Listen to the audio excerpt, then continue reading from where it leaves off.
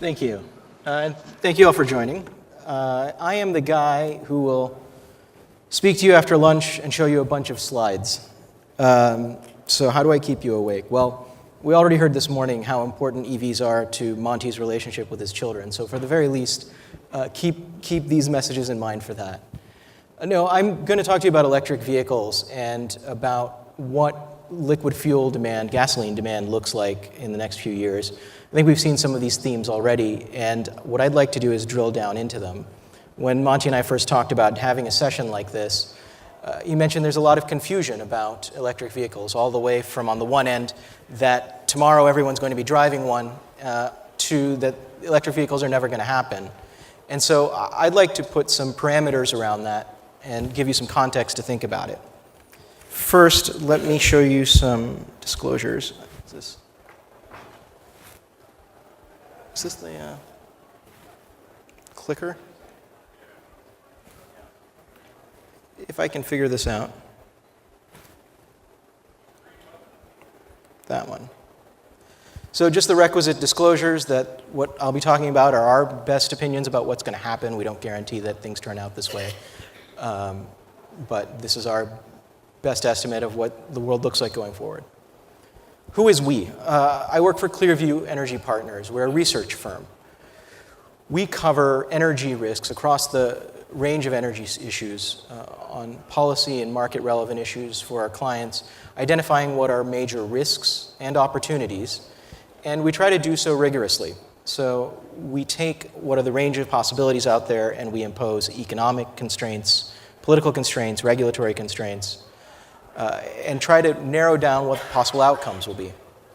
Now, we try to do this in a way that's as transparent as possible. So I've worked at a few different institutions in my life, including some that would have these vehicle models that would tell you what cars are going to be out there in 20 years, right down to the color of the vehicle that rolls off the lot.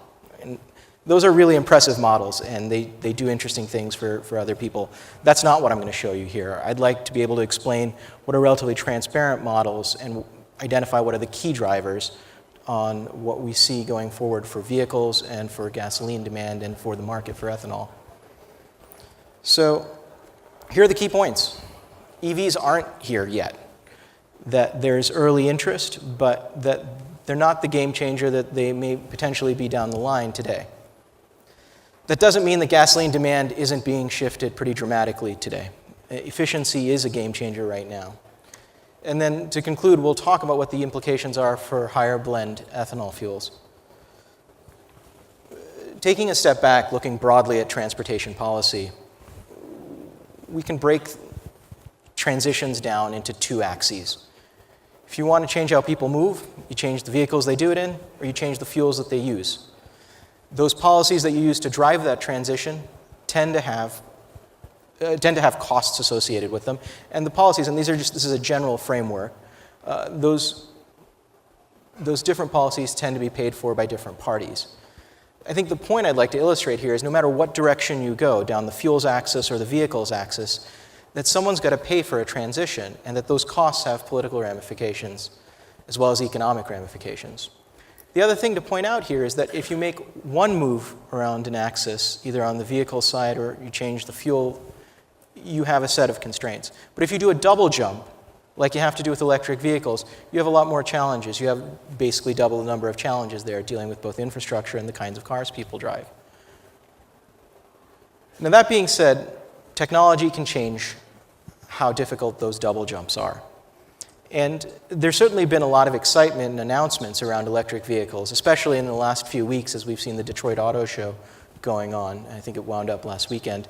And a lot of companies have come out recently with announcements about what their plans are for launching new EVs. Now, you don't have to read all of those. I put them up there just to show that there's a lot of companies that have a lot of announcements, and that all of them have different flavors about the number of vehicles they're putting out, about when those vehicles are going to be available.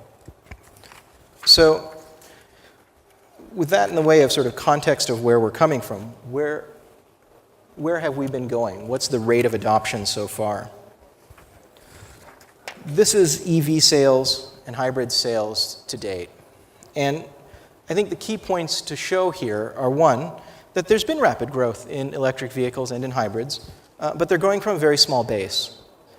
And there seems to be some sensitivity to gasoline prices. Now, this makes sense. People make decisions on their wallet, right?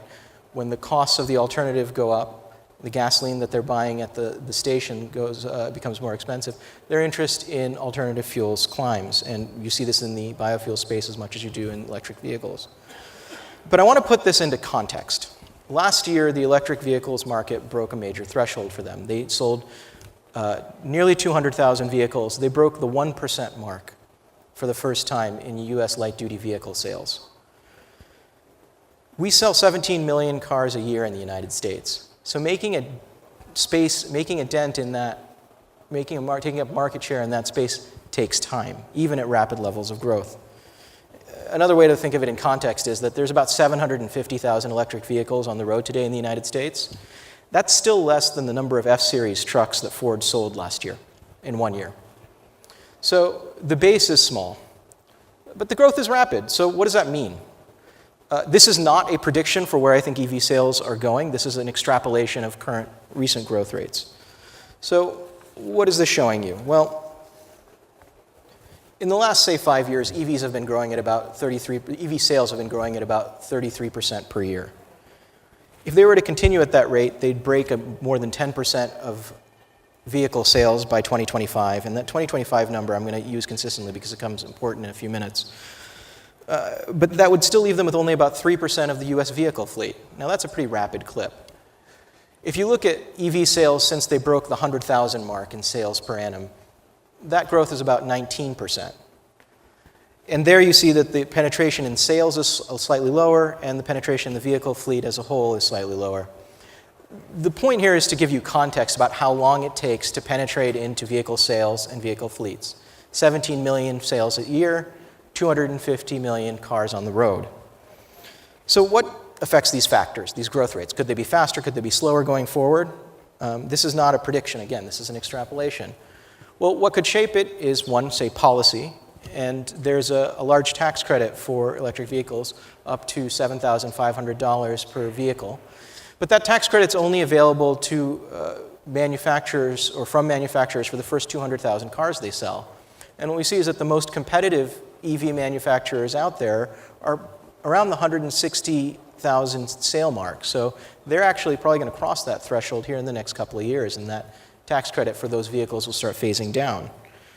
What else could shape the rate of sales? Well, what about infrastructure? Here we see that actually charging stations have been growing pretty quickly, and we have about 17,000 EV charging stations in the United States today. Now, that's pretty substantial. It's more than 10% of how many gas stations you have in the country. And for context, it's more than 4 times as many E85 stations as there are, E85 pumping sites as there are today. But those stations are quite concentrated. More than a quarter are in California. More than half are in the top 10 states that have them.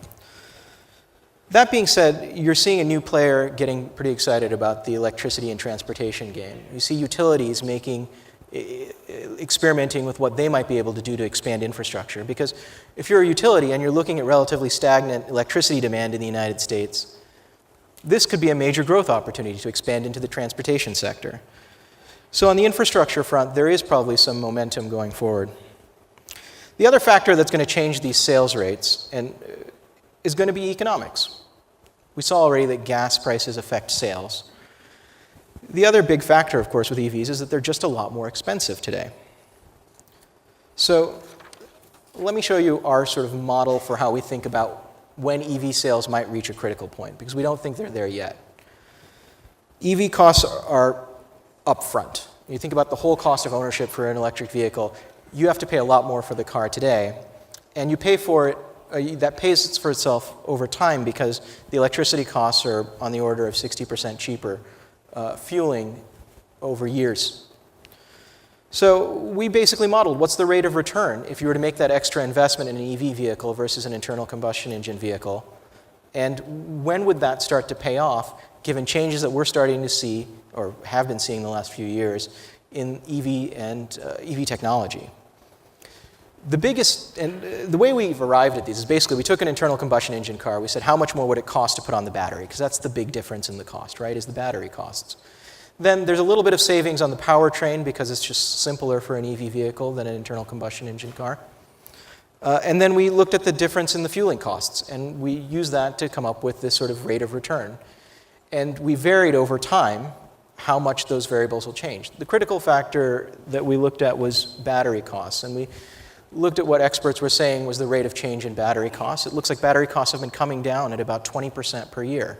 That's a pretty rapid decline rate. Now, we don't think that they're going to continue to decline at that rate, and neither do the experts out there. But what if the decline rate fell to about half? And what we find is that looking at a set of variables, both on battery costs as well as driving intensity, these EVs look like they about start breaking even in the 2025 to 2030 timeframe.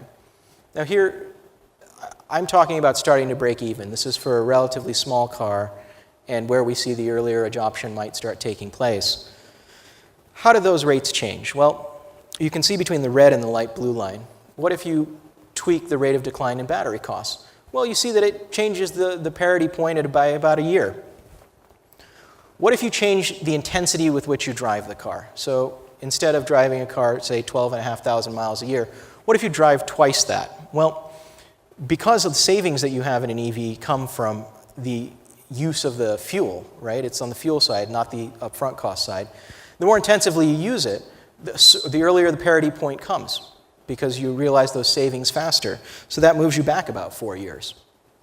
All of these curves assume EVs that have range parity. Now, this is another major constraint on EV sales today. Consumers are concerned about how far they can go with an EV versus an internal combustion engine car. And we don't think that EVs are going to take off until they've got parity or close to that for how far an EV can go versus how far an internal combustion engine car can go. So all of these curves, except for the green one, assume assume range parity, that these EVs are going around 350 miles or so on a single charge. But what if you loosen that assumption? What if you said, well, people would be happy with a 100-mile range EV? Well, in that case, you see the parity point move up quite quickly because that's changing the upfront cost of the battery. You can put a much smaller battery in a car, and it could still be appealing to a consumer. The point of showing you all of this is that I want to illustrate how these variables change what the realities might end up being for electric vehicles, and to show that there's a certain tendency that around 2025, around 2030, you start to see the vehicle market reaching that parity point, and from that point on, you can start to see maybe an amplification of a step change in how large a share of sales EVs make up in new vehicle sales, right? So that parity point isn't here today. The point is that it's a decade or more away. That doesn't mean that gasoline demand declines are waiting a decade to get here. So improving efficiency in the vehicle fleet, just like it takes EVs a long time to penetrate the vehicle fleet because it takes a long time just in the churn of new cars coming in and old cars falling out of the vehicle fleet, that's the case for any new trend that comes into the vehicle fleet. And it's also the case for energy efficiency. Now, both because of policy and because of economics, we've seen US vehicle efficiency improving for a decade now. And that momentum of that trend in the vehicle fleet has implications. I show them here in a number of scenarios. So we built a model for gasoline demand, and we said, well, what's going to drive gasoline demand? We want to do this as simply as possible. Well, it's going to be the average fuel efficiency of a car. It's going to be how much you drive that car. It's going to be the churn in the fleet. It's going to be GDP growth. It's going to be gasoline prices. And we applied that together to try to come up with several scenarios. So our base scenario assumes about 2.75% growth per year of the economy. It assumes that gasoline prices are at about $2.50. They're, I think, about $2.58 right now. But say about $2.50 per gallon, and they grow at about 1.25% per year based on historic norms. Our base case gets us to a point where you see that blue line and how far it falls. You're losing, in this range, you're moving from about 140 billion gallons in gasoline demand down to between 120 to 130 gallons. Those other cases, by the way, are if you have higher VMT, higher vehicle miles traveled. That happens in scenarios where, say, GDP grows faster than expected, or the population grows a little faster, or gasoline prices are a little bit lower. And so we incorporate that into a high VMT scenario. What about if VMT doesn't grow as quickly? What about if we have slower economic growth, gasoline prices are a little bit higher, and that slows how much people drive? And so we looked at that scenario as well. We took each of these economic scenarios and we paired them with a policy scenario. So the fuel efficiency standards climb right now through 2025, but the administration is going through a review of standards from 2022 to 2025. And in fact, they're also reviewing 2021 standards. Both EPA and NHTSA are looking at reviewing the Obama-era standards for fuel efficiency. So we said, well, what if they took those standards and they froze them? They said 2001 standards stay flat, and we don't improve the CAFE requirements for the vehicle fleet past that point. Even when you impose any of these assumptions, the slope of the curve remains the same. Gasoline demand looks to be falling.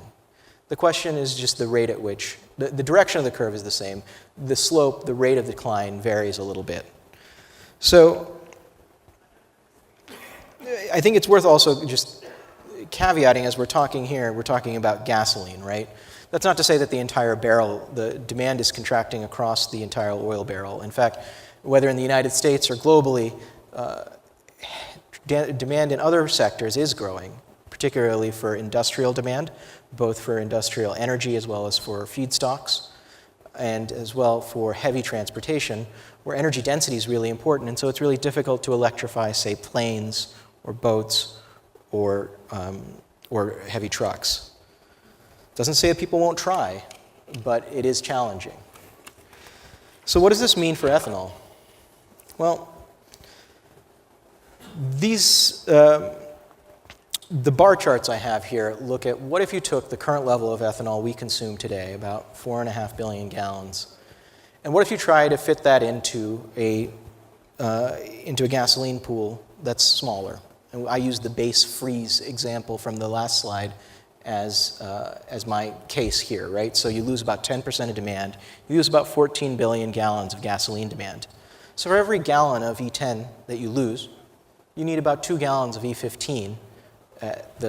Looking at the extreme case, if you just were to absorb all of this ethanol with E15, you lose 1 gallon of E10, you need about 2 gallons of E15 to make up for it. What that means is that to absorb all the ethanol, given these assumptions about current levels of consumption and the decline we expect in gasoline demand, by 2025, just because of the efficiency that's been built into the fleet today, you need about 28 billion gallons of E15 sales, versus EPA's estimate for E15 sales in 2016, which was about 150 million gallons. That's nearly 200-fold growth. So that is tremendous growth, right? It gets a little bit easier if you see any growth on E85, obviously using the ethanol pool more intensively in the gasoline pool.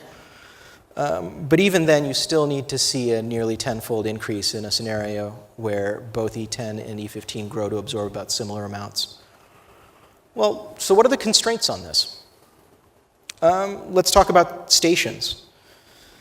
So in this E15 only scenario, the one with the thick red bar, it assumes about 80% per year growth. I mean, it implies 80% per year growth of E15 sales. That sounds like a lot. But I saw from Growth Energy recently that the number of E15 stations has doubled for the 4th year straight. So that's 100% per year clip. And I think, as you've been hearing throughout the day, that as consumers become more familiar with some of these fuels, it's possible that they may be more willing to demand more at stations that are already offering the fuel choices. Well, what about vehicles? So the other chart here shows you how the vehicle churn works on the fleet. And it shows you how cars that were built before 2001 are falling out of the fleet. So that today, most of the vehicles that are available, most of the vehicles that are driving on American roads, about 90%, are model year 2001 and later. According to RFA's data, they've collected information on all the vehicles rolling out, and they found that about 25 to 30% of cars on the road today, and about 80% of the cars that are rolling off the lots today, have explicit approval from their manufacturers to use E15. So we don't see the vehicles as being a binding constraint on this growth either. Now, there's been a lot of talk around some of the policy enablers for this already, so I won't get further into that, but I think those issues have been pretty well dealt with. I think I will conclude very quickly with just a couple of final thoughts. First on autonomous vehicles, because that comes up a lot in the context of EVs, and there are folks that think autonomy might drive up gasoline demand a lot because all of a sudden the cost of driving is much lower. Just sit in your car and let it go. We actually think that the complementarity between AVs and EVs is quite strong because of what I told you about how intensively you use an electric vehicle. The more intensively you use the EV car, the faster you get to that parity point. On the international scale, even though EVs look to be somewhere around a decade or more out in the United States, EVs might grow faster in certain markets abroad.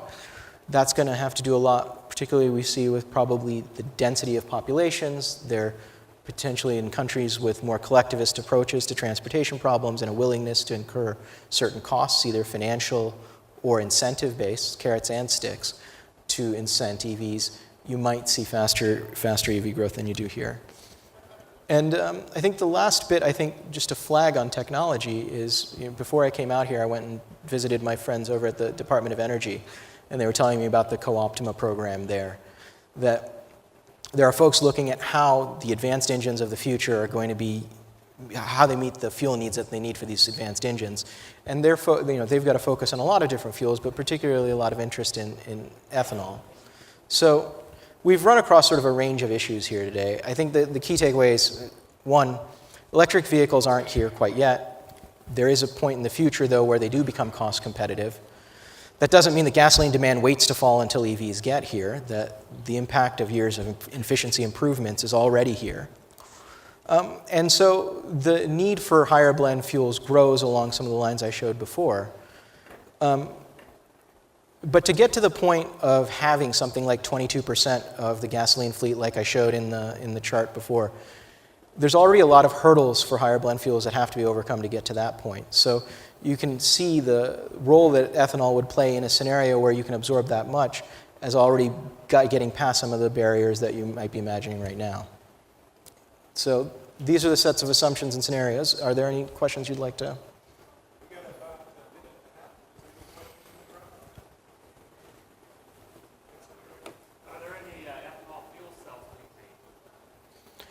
So there are folks that are looking at the range of technologies on fuel cells, but as not an expert on that technology, I'm not going to venture into that space, so you'll forgive me.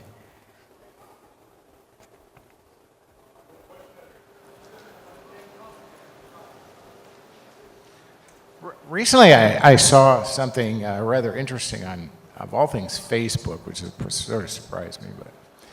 But some guy had invented a method where he was able to heat fuel, gasoline at the time when he invented this, but I assume ethanol could be done, where it turned it into an actual gas, and then it was put into the engine and fired, and his efficiency rating was like 100 miles to the gallon. I don't know if you've heard anything about this. So again, not being a technologist, I think it's probably better that I stay away from speculating on some of the new technologies that folks are exploring. What you'll find is that given the experience we went through about a decade ago with high oil prices, it set off interest across potential transportation alternatives to using just regular gasoline. And we've seen that that's played out differently in different fuels that move across those transportation squares I showed up front. So the technologies that seem to be winning out are likely going to be the ones that are cost effective and that are scalable. And so we've seen biofuels grow very quickly, and now we're seeing the technologies on electric vehicles start to come down as well.